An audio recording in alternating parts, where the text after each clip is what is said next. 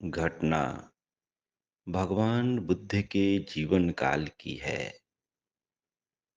जब वह मगध में थे तो मगध के सम्राट बिंबिसार उनके बुद्धत्व के प्रभाव से इतना प्रभावित हुआ कि वह उनका अनुयायी बन गया।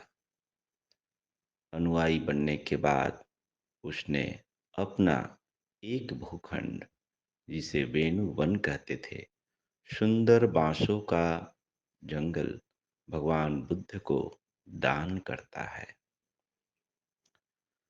भगवान बुद्ध उस वेणु वन को स्वीकार करते हैं।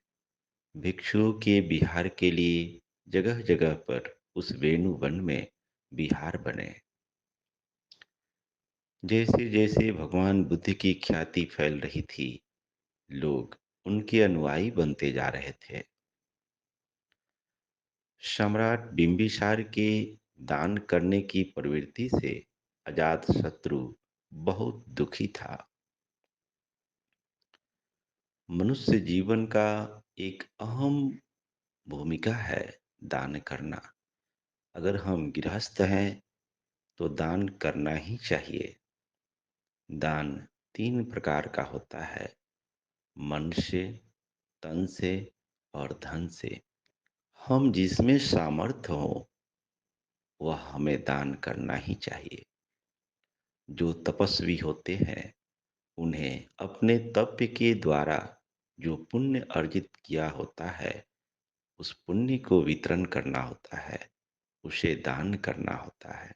दानी वो भी है जिसके पास कुछ भी नहीं है, जो स्वयं भिक्षा पर निर्भर करता है, लेकिन उसकी तप में इतनी शक्ति होती है कि वह अपने मंगल मैत्री का दान करता है।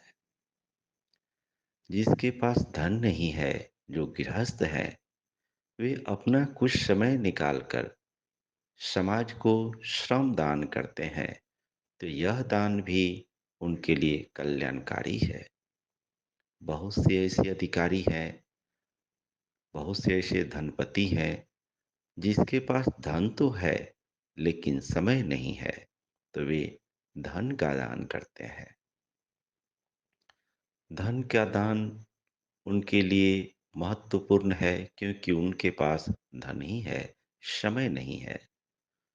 तो हम मनुष्य हैं, जीवन में अनेक ऐसी घटनाएं घटती है जब हमारे पास या तो धन नहीं होता है या समय नहीं होता है। तो अगर जिसमें हम सामर्थ्य हैं उसके अनुसार दान करना ही चाहिए, क्योंकि दान करना जीवन का एक महत्वपूर्ण अंग है।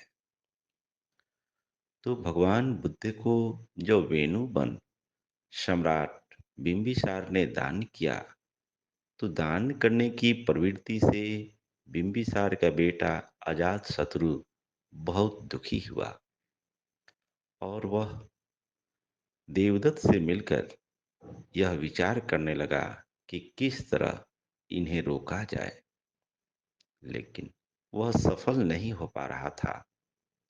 देवदत्त का दुष्ट प्रवृत्ति के कारण वह उससे मिलकर एक षड्यंत्र रचता है और अचानक एक बार महाराज बिंबिसार को बंदी बना लेता है।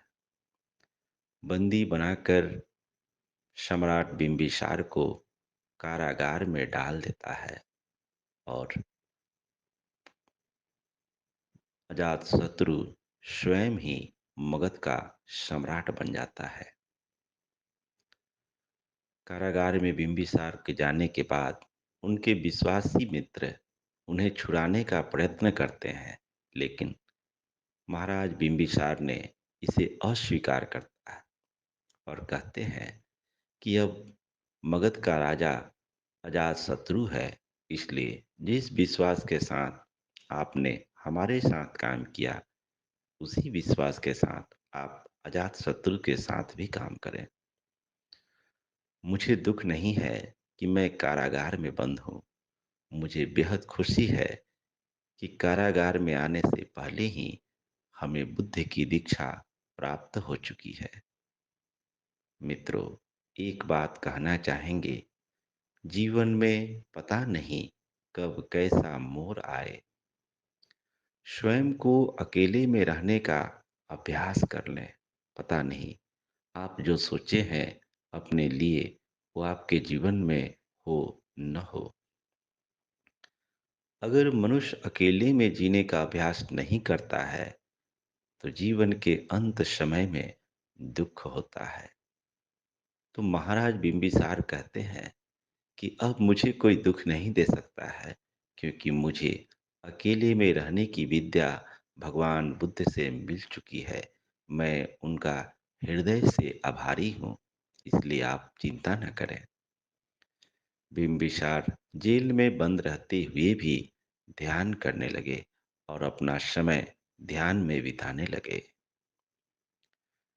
कुछ समय बीता, अजातशत्रु उन्हें प्रताड़ित करना चाहा, अन्न का त्याग करवा दिया, खाना देना बंद करवा दिया और इस तरह से अन्न जल का त्याग कर राजा बिंबिसार अंततः अपने शरीर का परित्याग करते हैं। अजातशत्रु आम्रपाली से बेहद प्रेम करता था, लेकिन अजातशत्रु के व्यवहार से आम्रपाली भी दुखी हुई और वे भी उसे छोड़ देती है। उनकी माता भी अजातशत्रु के व्यवहार से निराश होकर वह उनका त्याग कर देती है। जिससे वह लगाव रखा था, धीरे धीरे एक एक करके लोग उसको छोड़ते जा रहे थे। रात्रि का समय था, चांदनी रात थी। एक दिन वह छत पर टहल रहा था और बहुत दुखी था। उसकी पीड़ाएँ इतने बढ़ चुकी थी, उसका मन इतना अशांत हो चुका था कि वो समझ नहीं पा रहा था कि करे क्या? वह टहल रहा था, लेकिन चित्त उसका अशांत था। वह ज़ोर से चिल्लाते हुए बोल पड़ा कि चाँदनी इतनी शीतल है, लेकिन मेरे भीतर अंगारे जल रहे हैं। मैं समझ नहीं पा रहा हूँ कि मैं क्या करूँ? मैं बेहद अशांत हूँ, बेहद दुखी हूँ। कोई मुझे शांति दे, उसके बदले चाहे मेरा पूरा साम्राज्य ले ले। मैं अशांत हूँ, मैं बेहद दुखी हूँ। उनका एक मंत्री उनकी बातों को सुन रहा था और उसने कहा कि राजन, भगवान बुद्ध आपके राज में ही विहार कर रहे हैं। वही हैं जो आपके मन को शांति दे सकते हैं। आप उनका शरण ग्रहण करें। इसके अलावा आपके मन को कोई शांति प्रदान नहीं कर सकता है। इस समय राजा अजातशत्रु को लगा कि मुझे भगवान बुद्ध के पास जाना ही चाहिए। मित्रों, यह सच्चाई है कि चाहे कोई भी व्यक्ति हो, किसी औरों को दुख देकर वह कभी सुखी नहीं हो सकता है, क्योंकि हम जो दूसरों को देते हैं उसी की तरंगे हमारे पास पहुंचती है। जिन जिन लोगों को वह दुख देने का प्रयास किया, वे तो भगवान बुद्ध के अनुयायी बन गए, लेकिन वह अकेला रह गया और संतापित रहा, दुखी रहा। अब उसे कोई उपाय न सूझा। दूसरे दिन भगवान बुद्ध के कुटिया पर पहुंच गया और वे अपना मुकुट उनके चरणों में रख दिया। बोला, भगवान, मैं पूरा साम्राज्य देने के लिए तैयार हूँ। आप कृपया मेरे मन को शांत कर दीजिए। भगवान बुद्ध ने कहा, राजन, यह मुकुट राजा के सिर पर ही शोभा देता है। हमने तो इन सब का परित्याग कर दिया है। कृपया आप अपना मुकुट उठाएं। और मैं आपको शांति नहीं दे सकता हूँ। आपको शांति चाहिए तो आपको स्वयं ही परिश्रम करना पड़ेगा, स्वयं ही पुरुषार्थ करना पड़ेगा। आपने अपने कुकृत के द्वारा अपने मन को मैला किया है, अपने मन को अशांत किया है। धर्म दीक्षा लेकर आप अपने परिश्रम और पुरुषार्थ से ही आप अपने मन को निर्मल और शांत बना सकते हैं। मैं तो मार्गदाता हूँ। भगवान की अमृतमयी वाणी सुनकर अजातशत्रु द्रवित हुआ, भगवान के चरणों पे गिर पड़ा, भगवान से धर्म देशना लिया और धर्म देशना लेकर वह भी ध्यान करने लगा। ध्यान करते हुए अपने मैले मन को निर्मल बनाने लगा। जैसे जैसे चित्त उसका निर्मल बना, वह अपने भीतर शीतल शांति का अनुभव करने लगा और वह समाज के लिए आगे चलकर कल्याणकारी सिद्ध हुआ।